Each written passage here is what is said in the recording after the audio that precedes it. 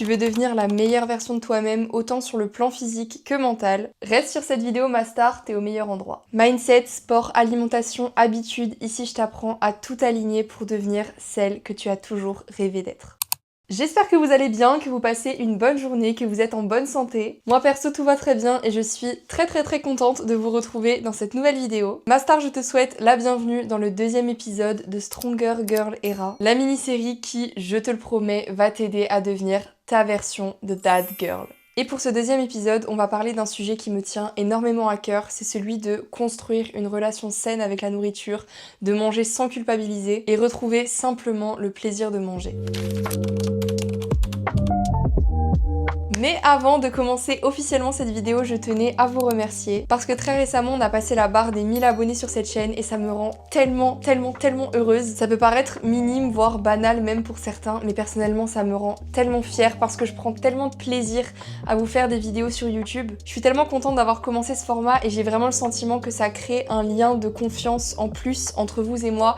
Et bah j'adore en fait. J'ai vraiment trouvé mon rythme, j'adore ce que je vous partage, j'adore les sujets que j'aborde ici. Je suis vraiment profondément moi-même et de voir que ça vous plaît, que ça vous aide, et bah c'est la plus belle réussite. Et j'ai tellement hâte de voir encore ma communauté YouTube s'agrandir, de grandir ici avec vous et de vous partager encore plus de choses pour vous aider encore plus. Parce que, et ça peut paraître un petit peu paradoxal, mais vous aidez vous à travers mes vidéos YouTube, et ben en fait ça m'aide aussi parce que la plupart du temps, quand je parle d'un sujet dans une vidéo, c'est un petit peu comme une thérapie pour moi aussi, vous voyez, c'est des choses que je sais, mais que je me rappelle à moi-même. Et voilà, ça me fait le plus grand bien à chaque fois, donc voilà, je suis trop heureuse. Et encore une fois, je tenais à vous remercier du fond du cœur. Je suis très contente de ma petite communauté ici. À tous les nouveaux, je vous souhaite donc la bienvenue et j'espère qu'ici, vous vous sentirez comme chez vous. Enfin bref, il est temps de rentrer dans le vif du sujet. Si t'as cliqué sur cette vidéo, c'est sûrement que tu ressens le besoin d'avoir de l'aide du côté alimentation. Donc je suis là pour ça et je vais t'aider du mieux que je peux. Si à l'heure actuelle tu culpabilises après avoir mangé, que tu craques régulièrement sans comprendre pourquoi, si sortir au resto ça te stresse plus qu'autre chose, sache que tu n'es pas seule. C'est le cas de bien plus de personnes que ce que tu penses. Souvent on a l'impression d'être un petit peu seule dans cette situation, d'être la seule personne de notre entourage à avoir ce mauvais rapport avec l'alimentation. Donc voilà, rassure-toi, c'est pas le cas, t'es pas toute seule, il y a plein de gens qui sont comme toi et moi la première je suis passée par là. Et je t'assure que je connais même trop bien ces sentiments de culpabilité, de perte de contrôle, de peur de grossir, les sentiments de frustration, d'obsession de la nourriture, les crises de boulimie, d'hyperphagie, enfin bref. Je sais par quoi tu passes et je sais que je peux t'aider. Je sais que je peux t'aider parce qu'aujourd'hui je m'en suis sortie et même s'il y a des périodes à l'heure actuelle qui sont encore parfois plus compliquées que d'autres parce que c'est humain, bah j'ai conscience que tout ça c'est loin derrière moi et j'estime à l'heure actuelle avoir le recul nécessaire pour faire cette vidéo et pour apporter mon expérience et mes conseils aux personnes qui ont besoin d'entendre ça à cet instant-là de leur vie. Donc dans cette vidéo je vais t'expliquer concrètement comment reconstruire une relation saine avec la nourriture, comment arrêter de culpabiliser après avoir mangé et comment commencer à t'écouter pour enfin te sentir libre et à l'aise avec l'alimentation. Et surtout reste bien jusqu'à la fin de cette vidéo parce que je vais te donner 3 outils que tu pourras commencer à appliquer dès aujourd'hui pour faire le premier pas. Dans un premier temps, c'est hyper important de comprendre pourquoi tu culpabilises, d'où est-ce que cette culpabilité elle te vient et comment elle est née. Parce qu'une fois que tu connais la source, l'origine de cette culpabilité, c'est beaucoup plus simple de mettre des actions en place et de travailler dessus. Donc à mes yeux, il y a 2 raisons qui peuvent te pousser à culpabiliser. Et la première, c'est la culture des régimes qui sont présents depuis tellement d'années déjà. Peut-être que cette culture des régimes, elle t'a appris à classer les aliments en tant que bons ou mauvais. Par exemple, les féculents, c'est des glucides, donc ça fait grossir, donc c'est pas bon. Ou encore, le chocolat, c'est trop gras, c'est trop sucré, donc c'est pas bien, faut pas en manger. Et toutes ces choses que t'as pu entendre dans divers régimes, dans divers discours autour de la minceur, bah ça t'a créé des croyances autour de l'alimentation et ça a engendré ce qu'on appelle les régimes restrictifs. Et eux, c'est littéralement les pires parce que ça va te créer de la frustration mentale. En gros, tu vas clairement diaboliser certains aliments, les rayer complètement de ton alimentation et ton cerveau il va les considérer comme danger. Et le problème avec ça, c'est que quand ton cerveau il considère quelque chose comme un danger, tu vas faire littéralement une obsession dessus. C'est comme quand on te dit de pas appuyer sur le gros bouton rouge, t'as qu'une seule chose en tête, c'est appuyer sur ce bouton rouge. Donc là le bouton rouge c'est clairement l'aliment que tu vas diaboliser, ça peut être le chocolat par exemple. Et bah à ce moment-là tu vas créer une véritable obsession autour du chocolat. Tu vas y penser, mais c'est interdit, donc t'y touches pas, surtout pas. Mais tu vas quand même continuer d'y penser, de le regarder, de le sentir même parfois. Juste pour combler un petit peu cette envie de le manger. Jusqu'au jour où cette obsession, elle va devenir tellement grande qu'elle va te créer une telle frustration à l'intérieur de toi que tu vas craquer. Tu vas appuyer sur le bouton rouge, tu vas manger toute la tablette de chocolat. Et une fois que c'est fait, que c'est terminé, que tu as appuyé sur le bouton, que tu t'es envoyé toute la tablette, à ce moment-là, tu sens le sentiment de culpabilité monter, tu t'en veux, tu regrettes, t'as l'impression d'avoir commis l'irréparable. Mon Dieu, j'ai appuyé sur le bouton rouge, tout va exploser. T'en fais toute une montagne, tu dramatises la chose et ça prend une ampleur folle, en fait une ampleur aussi grande que l'ampleur de la frustration que tu te mettais avant. Hein, c'est clairement égal. Plus tu te frustres, plus le sentiment de culpabilité il sera présent et il sera grand. Donc voilà, t'es là, tu t'en veux et à ce moment-là, t'as qu'une seule chose en tête, c'est réparer ton erreur. Et qu'est-ce que tu vas faire pour réparer ton erreur? Et bah tu vas te priver par la suite. Et là, tu connais le schéma, privation, obsession, frustration, craquage. Et ça recommence sans cesse et sans cesse, c'est toujours le même cercle vicieux. C'est fou à quel point ça me fait remonter des souvenirs de parler de ça parce que je l'ai vécu, ce cercle vicieux, pendant tellement longtemps, j'ai tellement d'exemples en tête. Combien de fois je me suis privée de tel ou tel aliment? Franchement, la liste était tellement longue, il y en avait énormément, je mangeais presque plus rien. Dites-vous que j'avais tellement d'obsession autour de la nourriture que, mais pour toi, sur TikTok, mon fil d'actualité sur Insta, c'était que des personnes qui mangeaient. Vous voyez les personnes qui font des giga mukbang là, avec plein de frites, plein de chocolat, plein de bonbons, enfin que de la malbouffe parce que littéralement je faisais une obsession là-dessus. Donc forcément, comme je pouvais pas, comme je m'interdisais de la manger, cette nourriture, et bah je cherchais à la consommer d'une manière différente, donc en regardant des vidéos. Vraiment, je regardais que ça. Et tout ça, toutes les vidéos que je regardais, ça alimentait mon obsession, ça alimentait ma frustration jusqu'au jour où, craquage. Littéralement, j'allais à la boulangerie, j'achetais 4, 5, 6 éclairs, des croissants, des petits pains et je mangeais.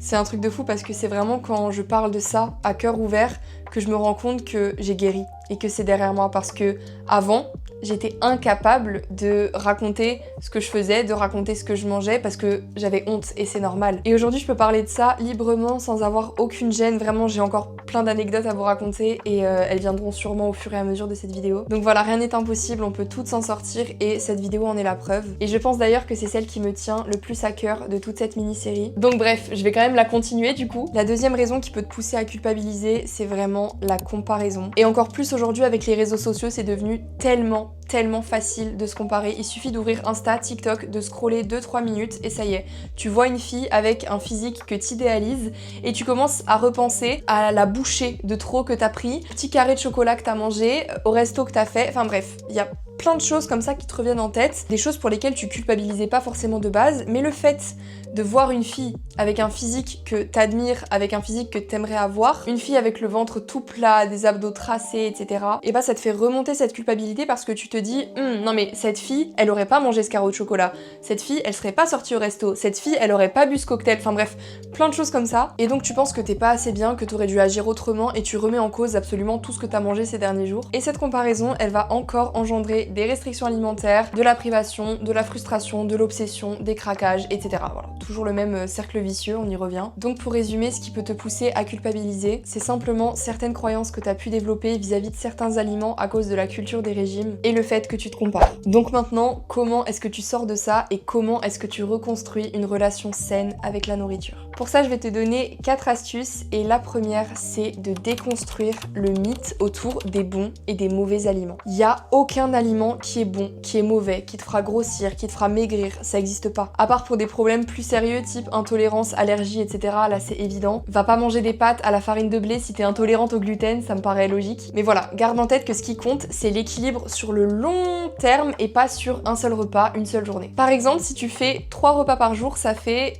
21 repas en une semaine et 84 repas par mois, je viens de calculer. Donc avec certitude, je t'affirme que c'est pas 1, 2, voire 3 petits écarts qui t'ont fait plaisir qui vont tout changer. Et au contraire même, c'est ces 2-3 petits écarts là, vraiment les 20% qui te permettent d'avoir 80% d'alimentation correcte, saine, équilibrée. Donc tout est question d'équilibre, de fréquence et de contexte. C'est pas un croissant qui va ruiner ta santé, mais par contre de la privation excessive, si. Parce qu'à cause de cette privation, tu vas revenir dans ce schéma d'obsession, frustration, craquage, enfin bref, voilà, tu le connais à force. Et cette boucle répétitive, elle te crée un stress immense à l'intérieur de toi, et ce stress-là, je t'assure qu'il est encore pire que le croissant pour ta santé. Donc voilà, casse cette croyance dans ta tête qu'il y a des aliments qui sont bons et des aliments qui sont mauvais. C'est juste une question d'équilibre. Ensuite, il faut que tu apprennes à différencier la faim physique de la faim émotionnelle. Et pour ça, dès que tu ressens l'envie de manger mais que tu sais pas si c'est de la vraie faim ou si c'est juste tes émotions qui veulent manger, et bah tu peux te poser ces 3 questions. La première, c'est est-ce que tu as des signaux physiques de faim? Il faut savoir que la vraie faim, elle s'accompagne toujours de signes corporels, du genre le ventre qui gargouille évidemment, un creux dans l'estomac ou encore une baisse d'énergie. Donc si t'as aucun de ces signaux physiques et que c'est juste une envie un petit peu soudaine de manger, c'est très probable que ta faim soit émotionnelle. Ensuite, tu peux te demander qu'est-ce que j'ai envie de manger exactement. Il faut savoir que la vraie faim, elle est flexible. Tu peux tout à fait manger une assiette équilibrée sans problème si t'as faim. Alors que la faim émotionnelle, elle est assez ciblée, du genre vite, il me faut du chocolat maintenant tout de suite.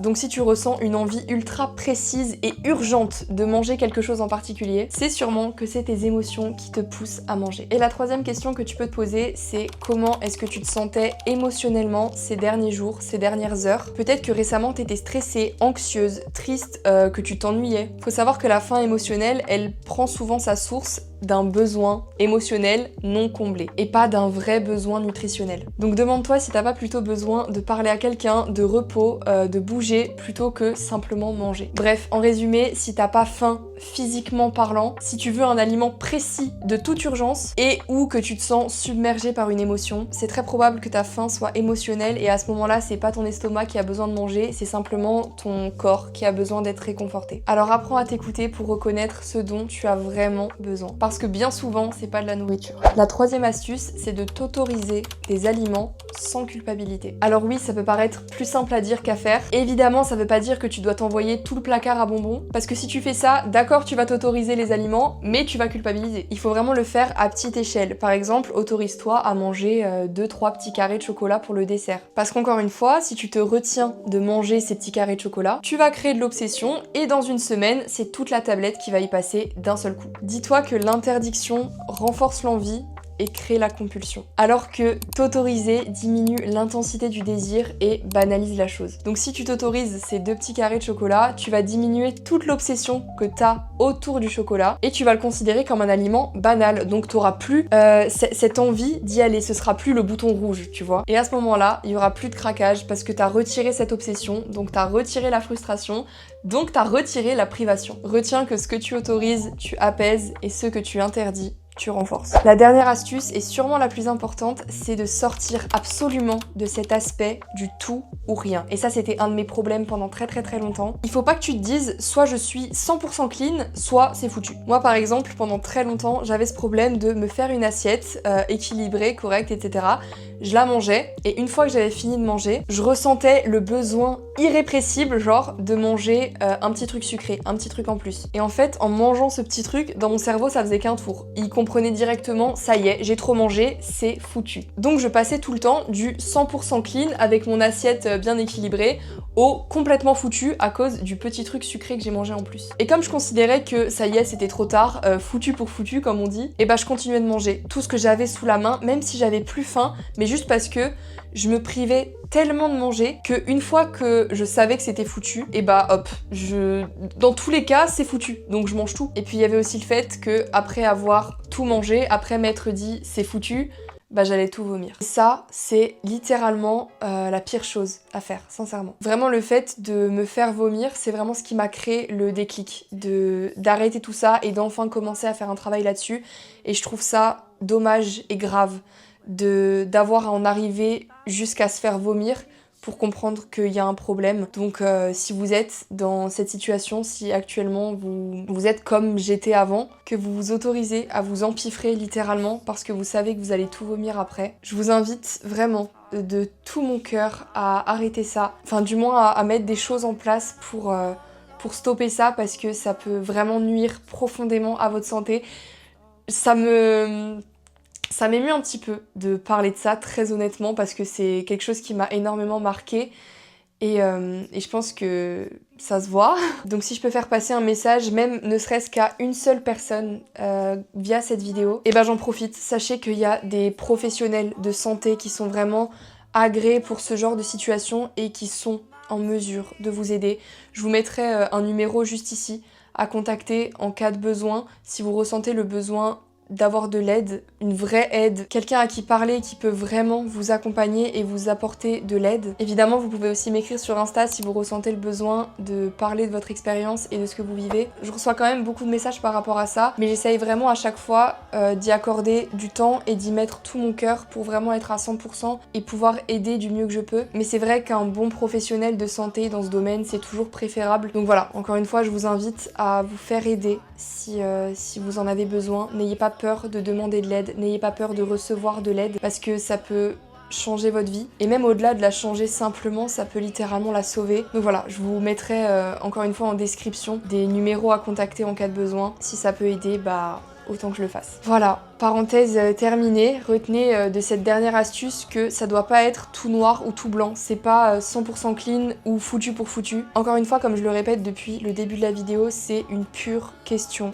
d'équilibre. Donc si à un moment vous avez fait un petit écart, pensez pas que c'est trop tard et qu'encore une fois c'est foutu. Et pour finir cette vidéo, je vais du coup vous donner 3 outils que vous pouvez appliquer dès maintenant pour faire le premier pas et commencer à retrouver une relation saine avec la nourriture. La première chose que je conseille de faire, c'est de tenir un journal émotionnel autour de l'alimentation. Donc pendant quelques jours ou le temps nécessaire, vous allez noter ce que vous mangez et ce que vous ressentez avant et après avoir mangé ce que vous avez mangé. Et grâce à ça, vous allez pouvoir repérer parfois des schémas qui se répètent. Par exemple, si à un moment vous aviez envie de manger quelque chose d'assez sucré, que vous l'avez mangé du coup et que vous l'avez noté, et que vous avez noté les émotions qui entouraient cette prise alimentaire, bah souvent vous allez voir que avant d'avoir mangé cette chose sucrée, bah vous ressentiez du stress, de la tristesse, de la fatigue, enfin voilà, encore une fois, ça c'est de la faim émotionnelle, on en a parlé avant. Mais le fait de mettre vos émotions et de mettre tout ça sur papier, ça va vraiment vous permettre de l'avoir sous les yeux et de pouvoir identifier littéralement certaines sources de certaines crises alimentaires. Donc voilà, ça c'est hyper puissant et je vous conseille vraiment de le faire. Ensuite, on a ce que j'appelle le challenge de l'autorisation. Alors là, le but c'est juste de choisir un aliment que ton cerveau il considère comme danger justement et de l'incorporer petit à petit, volontairement, dans ton alimentation sans culpabilité. Et ça va t'aider justement à banaliser cet aliment. C'est exactement ce que je disais dans,